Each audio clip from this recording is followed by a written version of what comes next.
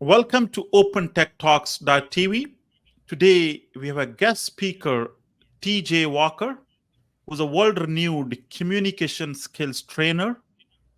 And today we are going to hear from TJ Walker a lot of new things, why even communications and the leaderships are important, although we are living in the age of AI. So let's welcome TJ Walker to the Open Tech Talks TV. Kashif, good to be with you and your audience. Thanks for having me. Thank you so much, TJ. So, if someone new to the show, how you will remember who is TJ Walker? Well, what I'm hoping they remember is how we talk today about things that are really going to help them in their business, in their job, and their career, specifically how to communicate effectively using the power of artificial intelligence and digital interactive cloning. I have been coaching executives all over the world for 40 years. I've trained presidents of countries, prime ministers, Nobel Peace Prize winners, Miss Universes, members of royal families in your area, just within a few miles of you. So my life has been devoted to helping people communicate effectively. And I've got 2 million online students who take my online courses on communication skills and personal development. And that's why I'm so excited about this new artificial intelligence technology. AI gets so much buzz and hype, and people are now saying, oh, maybe it's being overhyped. Well, when it comes to this specific application of being able to help people communicate through an interactive clone, I think that is going to be absolutely revolutionary. And let me clarify what we're talking about. When I say a digital clone, people think, oh, you mean like a text chatbot on a travel website, boring, been there for 15 years. That's not what I'm talking about. Sometimes people think, oh, you mean an audio clone that's like what a bank or a phone company has, boring. That's not what I'm talking about. Increasingly, you're seeing people email you every day saying, hey, we can make a video clone for you and you can type a speech and it can do it for you. That's not what I'm talking about. I'm talking about a clone that talks just like you do in real time, just like a Zoom call, just like we're talking right now, but you don't have to be there. You can be asleep and it can be a client, a colleague, a customer on the other side of the world at 3 a.m. your time, 3 p.m. their time, and they can talk to you. It is the ability to scale one-on-one style conversations. This has never happened before in the history of human communication. It's complete. As much as I love YouTube and your show and my show, that is linear. It's sort of one to many. The person viewing it has to kind of sit there passively and listen to what you and I say at any one point. It's not like that with a digital interactive video clone. The user can ask questions. Everything can be about what they want, not what I want, not what you want. That's what makes it so powerful. The other thing that's fascinating now is through the power of artificial intelligence, I can now speak to anyone in the world in 36 languages. So a few weeks ago, I could only speak to about 1 billion people around the world, people who speak English. Today, Right. I can now speak to about 7 billion people who speak the Mhm. 35 most popular languages. So that to me is what's so exciting. Right. So you brought us several points to which I think leads our discussion, and we will go to the digital cloning and what you mentioned it. As you mentioned, the word of chatbot, which was 2 3 years back, was very active, and then the generative AI comes, and now they are again becoming a mainstream. And then from not only chatbot, then it went into avatars, where you have avatar and then you're speaking to that now, and which you are talking about, it's an actual human, that it's a clone of human where you're interacting it. So how was your journey, if someone is listening who is going through this change? That must You must have also gone through this journey, that we're from chatbot to maybe avatar to a, so maybe you can give us some context to it. Sure. I mean, I've been fascinated with communication my whole life. I started doing online training in 1998, which turns out was way too early. I lost hundreds of thousands of dollars for years. Didn't make any money for about 15 years hiring developers, trying it in my own. It took a long time for there to be the infrastructure. People needed high-speed bandwidth. They needed video play. All these things had to come to place. Well, now the technology, the infrastructure has come into place for artificial intelligence and video technology to be interactive. So it's something I've been, it's really the holy grail of communication that I've been looking for my whole life. The ability to have one-on-one style conversations, coaching sessions with anyone and everyone in the world at the same time in any language. That's the way to be helpful the most. So when I say a clone, it's not just to answer a question. My clone can actually do a rehearsal with you before your next speech or your next interview. Oh, It okay. can do a simulation. I can demonstrate in a moment. It can give me feedback on what I'm wearing. It can even do that at that level. So it's not just answering a question, because, frankly, that's kind of boring. Quora can do that. Wikipedia can do that. So then let's, can you show us how is it working? Let's have a view to audience, Sure, and then let's go up and share the screen. So this is my clone. Okay. And anyone can access it at no charge by going to tjwalker.ai. So we're just going to call the clone. And it does take a couple of seconds, but you know what? So do Zoom calls. Right. And it's available in audio, text, and video. Hi, I'm TJ's clone. How may I help you communicate more effectively? Do you have an upcoming presentation or media interview you'd like to rehearse? It seems like your camera is turned off, so I can't see any video. If you're looking to discuss video content, I don't know what happened there because my camera is on. TJ, my name is Hasif, and I'm going on Al Jazeera tomorrow to talk about my world-class video podcast and audio podcast covering technology. I'd like some tips from you on my Al Jazeera appearance to talk about the rise of technology podcasting. Please give me some suggestions and tips. For your Al Jazeera appearance, focus on clarity and connection. Start by clearly outlining the key points you want to convey about the rise of technology podcasting. Make sure your message is concise and engaging. Practice speaking on video to refine your delivery, ensuring you sound confident and passionate. Pay attention to your body language and facial expressions to maintain a strong connection with your audience. Consider the visual setup too. Your professional background with illuminated shelves adds a modern touch, which aligns well with the tech theme. Ensure your lighting highlights your face without overshadowing your expressions. What specific message do you want to leave? Hey, so TJ, I want some feedback on what I'm wearing. What do you think of what I'm wearing? First of all, sometimes it does it already after. You know what? Let's cut off 1 second. I've got to do it. It'll take a picture of it at the beginning and it will tell me. So I messed that up just slightly. I'm going to ask it to tell me what I'm wearing and whether it thinks this is a good look. Obviously, I would not go on an Al Jazeera TV show wearing glasses and a hat, but we'll just see what it says. Hi, I'm TJ's clone. Hi, TJ. How may I help you communicate more effectively? TJ, I would like to get presentation or media interview you'd like to rehearse.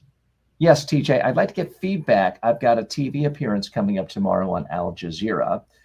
I'm wondering what you think of how I'm dressed, what I'm wearing, and what do you even see that I'm wearing? Your outfit is quite striking for a TV appearance. You're wearing a white cap, dark sunglasses, a light blue shirt, and a dark blazer. The colorful lighting in your room adds a modern touch. See, it can tell exactly what I'm wearing, and it will basically say, why are you wearing that? Now, there's some other interesting features here that I think, so many of your audience members would really find fascinating, because we live in a world where so many of your customers and your audience members have to deal with a worldwide audience. Not everybody speaks English. So if someone wants to talk to my clone in Arabic, I just push the button that says Arabic and we can talk to it. Right. got it. got مرحبا، it. أنا نسخة تيجي، كيف يمكنني مساعدتك؟ And that may have been a little bit fast, but it does all kinds of different languages. Are they perfect? No, but it's a lot better than my Arabic. It's a lot better than my Spanish, which is a very popular language around the world. To just give you a Right. brief test of that. Hola, soy el clon de ti. ¿Cómo puedo ayudarte? Hola, señor DJ. Mi problema es no tengo competencia. ¿Por qué? La falta de Right. competencia puede deberse a varios factores. A menudo se trata de la falta de práctica y exposición. I have no idea what it was saying, but Right. I only know Got a it. few words of Spanish.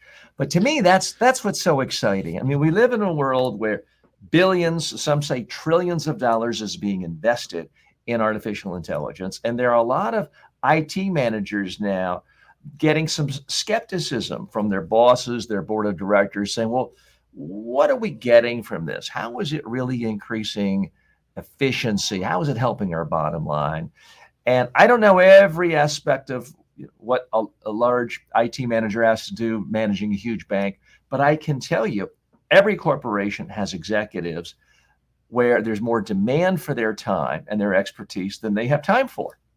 And the beauty of this cloning is it can make your expertise instantly available to anyone in the world without you spending time. I mean, if you're an IT manager and you've got 1,000 IT executives working for you and engineers all over the world, 24 hours a day, wouldn't it be nice to say to them, okay, rather than emailing me a question, why don't you ask my clone first? If my clone can't answer, I'll see it. And then it would save radically so much time. Just the other day, I had a young woman reach out to me from a sub-Saharan African country wanting me to be her mentor. She is a young journalist, understandably doesn't have a lot of money in this stage of her career. She's 23. I didn't have any money then either. She wants me to be her mentor. Normally, I would just have to say, okay, go to one of my low-cost online courses, and that can help you. I can't take the time, and I'm not going to try to charge you $10,000 a day the way I do corporate clients. Now, she can access my clone any time of day or night, find out any question about how to run a media training business, how to do trainings, how to do simulations. And it's so much more in depth than just accessing any one of my courses. And yet it takes none of my time. So she's able to do that for $20 a month, which is, a significant investment on her part, but very doable. And for me, since it takes none of my time, it's profitable for me. But if I had to spend, an hour a week, that would not fit with my business model. So True. Outstanding. I think for any IT manager looking to really prove the value of a lot of this IT investment, this is the way to go. Because I can tell you, it has skyrocketed my productivity. Right. Now, let me ask another question from a different context. As you're a renewed management trainer and then public speaking and have a vast majority of students, and then you are the very early one to took a stand that you are going to utilize AI for the benefit. And this is a very common problem with when you are trying to embrace AI in the business context, not even individually or in a business context. Now, can you give us some background of what thoughts were coming in your mind to embrace the AI in your field, and what is before AI and after AI? What are the changes I mean, originally, when it comes to human communication, it was just talking to each other over the campfire in caveman days. And then things evolved and, people started drawing on caves. And then, 500 years ago, we got a printing press. And then, 150 years ago, telegram and telephone, and then radio, and then TV. And then 30 years ago, the internet. So things are constantly evolving. And then really internet video started gaining ground, I guess you could say, with the start of YouTube in 2006, and the Right. online training really didn't kick in a profitable Mm-hmm. way till 2013, 14. And then it really skyrocketed for me and True. others during the pandemic. And that Mhm. allowed me to go to 2 million online students. Right. So part of my thinking with AI is I don't want to be in too early, because I spent a lot of Mhm. money investing in online training, and it was before the Mhm. rest of the infrastructure. There wasn't enough bandwidth. Well, everyone's got storage Right. space and quick internet. I won't say everyone, Mhm. huge percentages of the world Right. have high-speed internet connection these days. Mhm. So the other pieces of the puzzle are together. And I will point out, I am not a techie. The Right. average listener, viewer to this course knows infinitely more than I do. I'm using a Mhm. particular platform Mhm. designed for people like me, Mhm. dummies Right. who are subject matter experts who don't really know anything about technology. So I'm using a Right. platform called Delphi.ai. It's a consumer-based platform Mhm. specifically designed for experts, authors, speakers, trainers, startup founders, others. But although, Mhm. frankly, a big company could use it as well. Right. Right. And for that matter, if I were an IT consultant, I Mhm. would have one of these right now, because every single prospect who's going trolling around your website at 2 a.m. when Mhm. you're asleep could be asking your digital clone about, Mhm. what sort of software can you develop? What Mhm. Mhm. languages do you speak? They wouldn't have to go through a static LinkedIn page or go through different pages on your website. They could just talk to your Right. clone and find out what your capabilities are.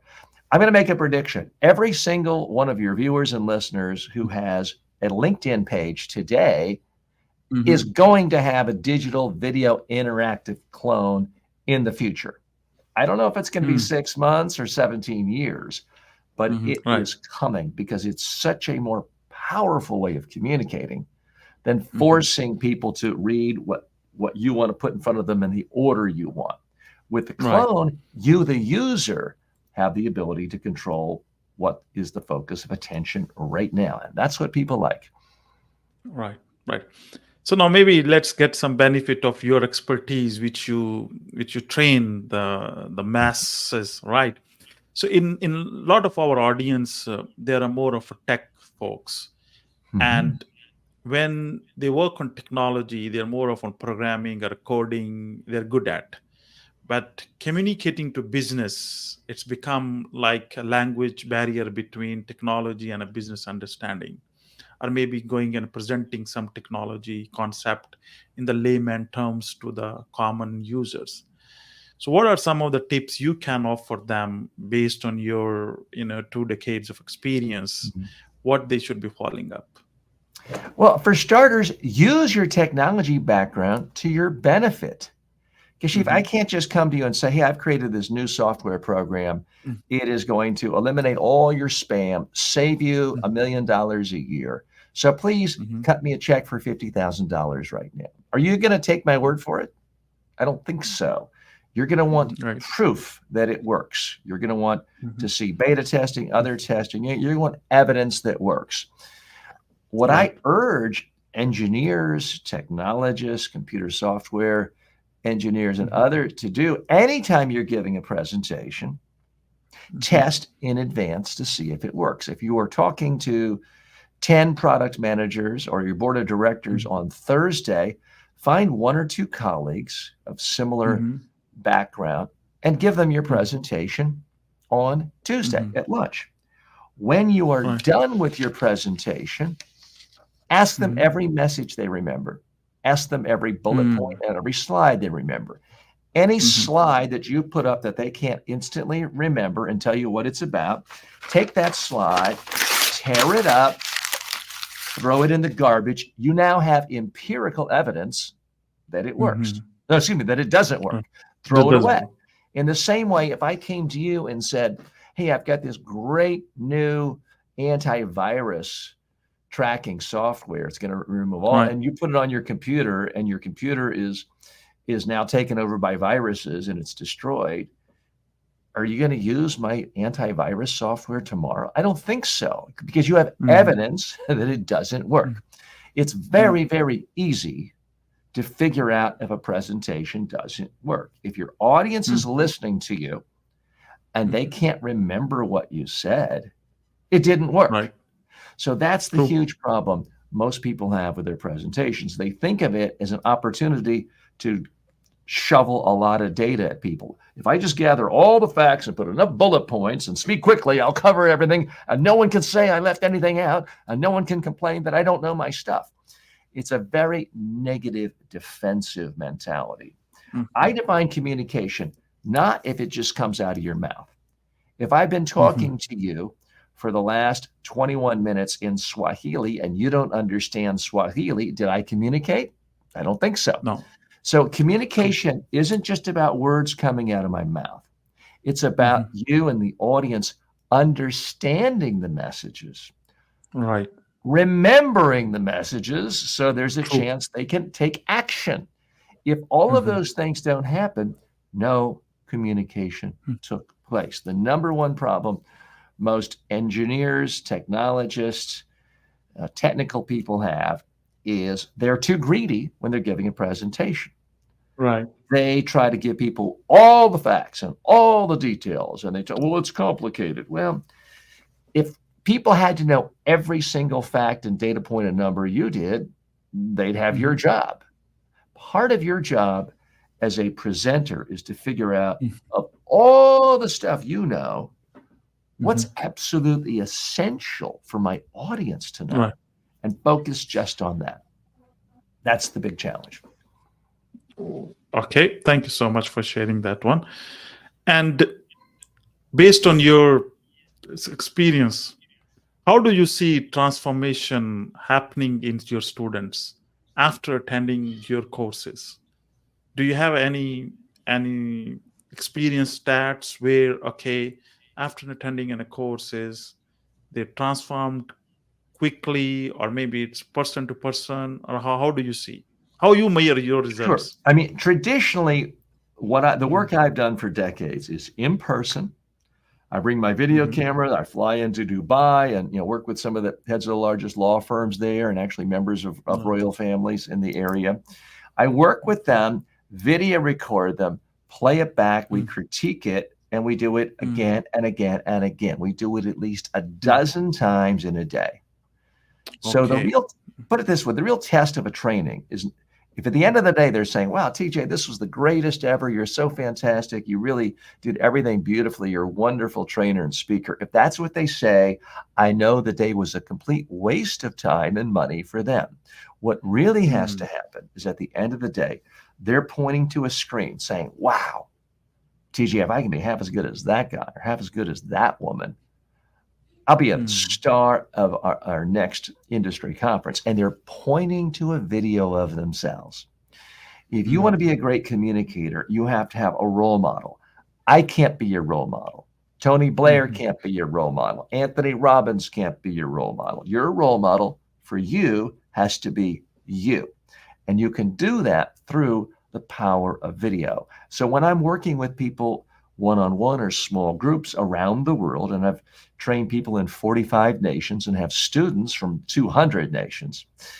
When I work with them face-to-face, live, or Zoom one-on-one, it's 100% of the time. They go from either awful to great or pretty good to great. There's a radical transformation, and they can see it. And then they take those skills, whether they're running for parliament or whether they're going to become a director general of a UN agency, or whether they're about to enter the Miss Universe pageant. They take these skills and they use them in real life for the rest of their life. Now, with online video courses, I think I have the best courses in the world, but I'll be honest with you, there's a real problem with people sort of sitting back passively watching it like it's entertainment, or watching it like it's a podcast or Al Jazeera or BBC. That's not where you get benefit. So that's why I'm so excited about my ability to add my clone as a coach to every one of my online courses. So now if you take any of my courses around a lecture 3, it says, by the way, you don't have to follow the sequence that I've laid out in this course. You don't have to watch my lectures. You can hop right in and get personalized coaching right now. And then they just go to tjwalker.ai. They can select any language they want for the audio part. They can text questions if they want. They can ask for suggestions for sound bites or have a speech rewritten if they want. And they can talk to my video clone and do actual rehearsals. One of my clones is just to help people on job interviews. So if you're going to be the chief information, if you're going for an interview to be the chief information officer for Emphasis or Intel, you can have my clone do a sample interview with you, then give you a critique. And you've got the whole thing on video. You can watch it and rewatch it and critique yourself. So that's what's so exciting about it. Okay. And maybe last few questions before we conclude. As you train for the media appearances and for the cameras, and I think that's the most common fear factor to how I will look like, how people will judge me. So how do you give them the tips to overcome this problem? So in my media training course, for example, I have dozens and dozens of videos just on how to look your best on camera. Let me give some quick tips for your viewers right now. I mean, one of the huge problems so many people have on Zoom is their camera is on their laptop and it's about 12 inches below their nose. So the camera angle is looking up your nose. Well, everyone looks their worst when the camera is low, looking up your nose. Another huge problem is if you have a home office or even a regular office, if the window is behind you, there's so much light there. Now your face is dark. I have dark curtains covering my windows and I have lights in front of me because I want my face lit. So that's a part of it. One thing is the framing is you could see my head is almost touching the top of the screen. This makes it look more like an Al Jazeera or BBC anchor. That's how they're framed. Most people have their heads right in the middle, and that makes like me. Yeah, true. I would recommend you lower your camera and have it framed like that, and you will look much more professional. Another simple thing are the eyes. Apologies to your podcast listening audience, but people watching this will see what I'm doing. I could have said everything exactly the same during this interview, but if I had been doing this the whole time, I'm shifting my eyes, looking at you, looking at the camera, I'm literally shifty-eyed. If I'm doing that, I am going to look nervous and untrustworthy. So I'm actually ignoring you right now, and I'm looking at my camera because I want you and all of the viewers to feel like I'm focusing on you. Because I could just look at you the whole time. The problem is, from the audience's standpoint or your standpoint, you may be thinking, well, what is TJ doing? Is he multitasking? Is he checking email? Is he checking Facebook? I'm looking at you, but it doesn't look like I'm looking at you. Now I'm ignoring you, but I'm looking at the camera. The other thing that helps a lot, just a little bit of a smile. It doesn't have to be a gigantic toothy grin, but what happens to most people, especially when they're nervous, is face goes blank. When your face is blank like that, it makes you look scared, nervous, uncomfortable. The other thing that really helps, moving your hands. Even if you're a tighter shot and they can't see it, at least there's movement. When you freeze your hands, you freeze your body, you freeze your voice, you can become monotone, and that doesn't work. The other big thing people got to realize is nobody really cares what you look like. Nobody cares what my hairline isn't exactly perfect. I've got wrinkles. My eyes would say I have beady eyes. My daughter says, Daddy, even your eyebrows are disappearing. Nobody cares. If you have information and ideas that will help your audience, they'll love you. If you say something interesting, they'll love you. If you look very professional and polished and put together, but you bore people, nobody will like you or nobody will remember you. So focus on that. I mean, you want to avoid things that are obviously distracting. But that's relatively simple to do. a part of it, my biggest rule of all, is don't ever give a speech or a media interview or a Skype interview unless you've actually seen how you look on video. And these days, just pull up your cell phone and put the camera on, and you can see it. It's not hard at all. The other thing you can do is you can rehearse. Again, there's no charge for your first dozen or so time. Go to my clone and rehearse, and it will show you what you look like, and it'll give you the video so you can look at it again and analyze what you like. So people can just go to tjwalker.ai and practice. Right. Thank you so much for joining, TJ Walker, and giving us the feed and the tips. And believe me, the last 3 tips are for me as well. Being a host, especially looking into the camera, which I always ignore it, and sometime after I watch it, I look like I'm watching so many things here and there. That's another feedback. Thank you so much for sharing with you. And if our audience want to reach out to you, if you want to leave any concluding remarks.